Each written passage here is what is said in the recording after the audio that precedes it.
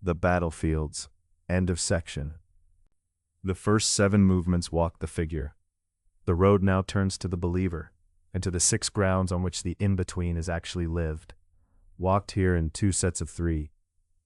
This movement walks the first set, the inner ground. What is taught, what is thought, what settles as condition. The 3 are won by testing, by discerning, by holding the standard against the move. The battlefields where the war finds the believer first, before any action is asked. They rest on the ground already walked. A defeated figure on a known leash, a sealed believer kept by the one who is faithful. None of these battles are fought toward victory. Every one is fought from it. The other 3 battlefields come in the next movement. Walk on. The first battlefield, the teachers and the table. The first battlefield is what the believer is fed. It is the most studied and the least straightforward, because the obvious test is gameable, and the believer who stops at it is the one most easily taken. Almost everyone, asked how to test a teacher, can produce the verse, "Every spirit that confesses that Yeshua the Messiah has come in the flesh is from God." 1 John 4:2-3. Reading context, John was arming a particular community against a particular enemy, the secessionists of 2:19, whose error was denying the incarnation. Against that enemy, the confession was nearly decisive. Lifted out as a universal filter, it becomes the exact vulnerability it was meant to close, because a false teacher can say the words. Paul says so plainly, the Satan disguises himself as an angel of light, and his servants disguise themselves as servants of righteousness. 2 Corinthians 11:14-15. The confession is the floor, not the test. John himself never rests discernment on the confession alone. Inside the same letter he runs 3 tests, cycling between them. The confession, 4:2-3, 2:22-23. The obedience pattern, whoever says I know him, but does not keep his commandments is a liar, 2:3-6, 3:7-10. And the love pattern, if anyone says I love God and hates his brother, he is a liar, 4:20. The second and third cannot be faked in one conversation. They require watching a practice over time. Anyone who isolates 4.2.3 has misread the book it sits in. The capstone test is Yeshua's own. Matthew 7:21-23. Not everyone who says to me, Lord, Lord, will enter the kingdom of heaven, but the one who does the will of my Father who is in heaven. Perfect verbal confession, the name on their lips, power in the name, and false. Yeshua himself denies that the right words are the test. The test is fruit and the doing of the Father's will, both of which only reveal themselves over time. The same chapter teaches it twice. You will recognize them by their fruits. 7:16-20. 2 Peter 2 makes the same case at length, exposing false teachers by conduct and exploitation, not creed. The sharpest single discriminator is structural, and it is the plumb line turned on the group. When the teaching and Yeshua's own words conflict, Matthew 5:17-19, the very passage in which he says heaven and earth will pass away before one yod or one stroke of the Torah does, which yields? A sound body submits to the text and can be corrected by it. A cult, by definition, positions something else where the text should be. A leader, a private revelation, a binding experience. And then it walls off correction by engineering an environment where the Deuteronomy 4:2 check cannot run. The cult survives the fast test, the confession, and would be killed by the slow tests, fruit, obedience, love, the plumb line. So it compresses the timeline with urgency and love bombing, so fruit never has a season. It isolates the new member from the body that would notice the pattern. It forbids the questioning that would raise the plumb line. Every move is a recurring tactic the road has already met. The counterfeit, isolation, the appearance-reality gap, deployed together to deny the believer the slow tests. 2 questions finally must never be fused. Is the discernment question, fully yours, fully answerable? Is the judgment question, not yours and not required to answer the first? James 3:1 still stands. Teachers are judged more strictly, and that judgment is God's, not the believer's. Reject the doctrine. Do not pronounce on the soul. The counter for this battlefield is therefore not one test, but 4 held together. The triad of confession, obedience, and love. Then time, then the plumb line, with a refusal to render verdict on a single sitting, however right the words sound. Watch the fruit across a season. Watch how dissent is treated. Ask the structural question that cuts cleanest. When their teaching and the plain words of the Messiah collide, which one bends? If the answer is the text, stay and learn. If the answer is the leader, the revelation, or the experience, you have found the wall, and behind every such wall is a cage. Walk on. The second battlefield, the thoughts. The second battlefield is the one the believer cannot leave, his own mind. The fiery dart does not announce itself, and the spirit does not walk up and introduce itself for interrogation. The test for teachers does not transfer here. A wordless thought confesses nothing, and assuming it does is the first mistake. The battlefield needs its own mechanism, and Scripture gives a different one. 2 Corinthians 10:3-5, For though we walk in the flesh, we are not waging war according to the flesh. For the weapons of our warfare are not of the flesh, but have divine power to destroy strongholds. The Greek behind thought is noema, Paul's battlefield word, the same word in 2 Corinthians 2:11. We are not ignorant of his designs, noemata.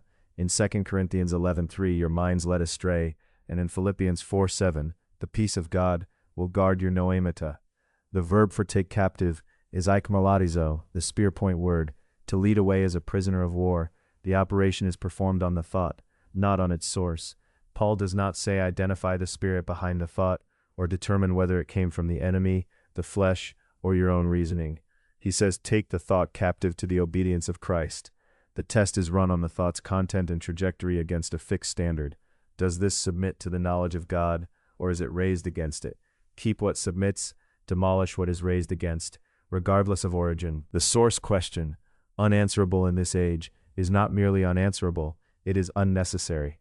Scripture never asks it of a thought.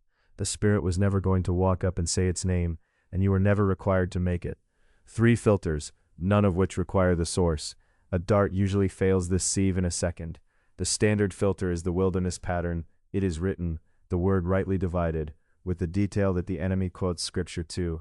We'd have already walked this thoroughly. So it is the whole counsel and the plumb line, not a proof text duel. The trajectory filter is James.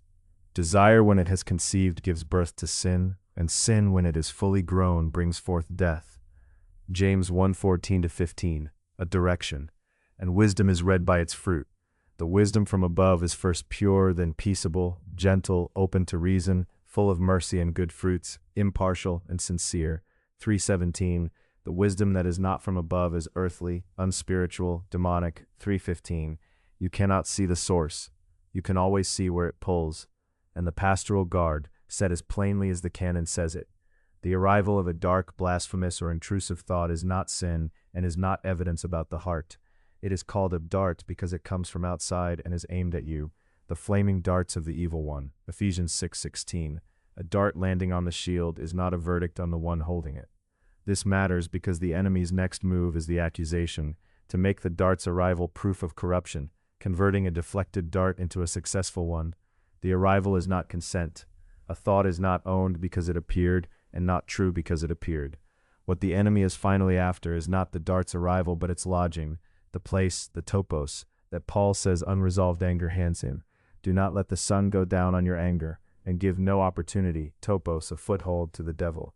Ephesians 4:26-27. A dart deflected gives him nothing. A dart nursed into a grudge gives him standing room.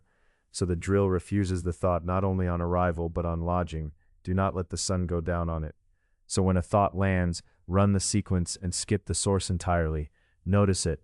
You cannot take captive what you do not notice. This is why watch is commanded. Refuse to identify with it or to obey it on arrival. Hold its content and direction against the standard. Then keep it or put a spear through it and replace it with the word.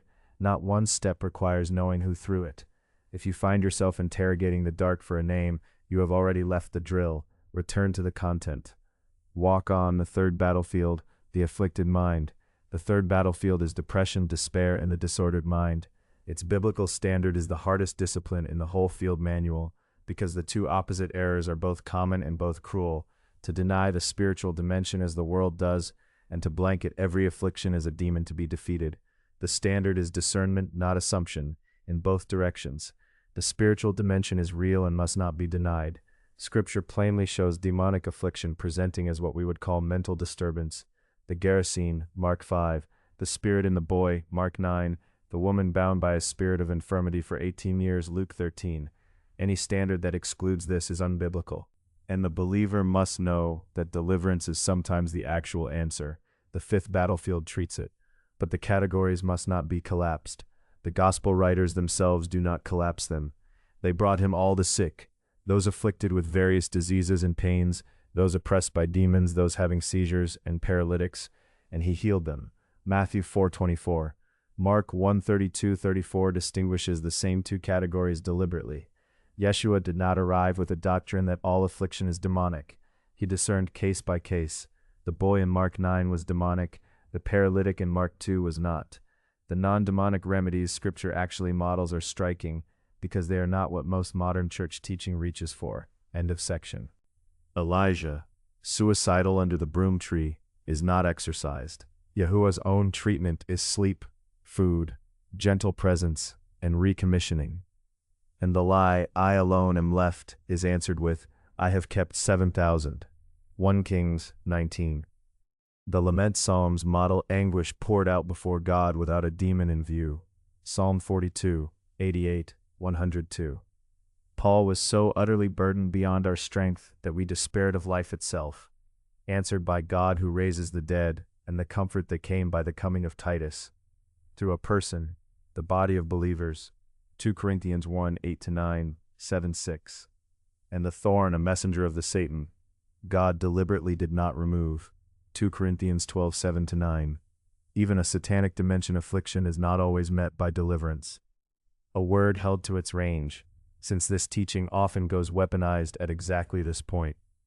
Pharmakia, condemned in Galatians 5:20, and in Revelation, denotes occult potion craft and idolatrous magic, not the category of remedy. Scripture is not anti-medicine.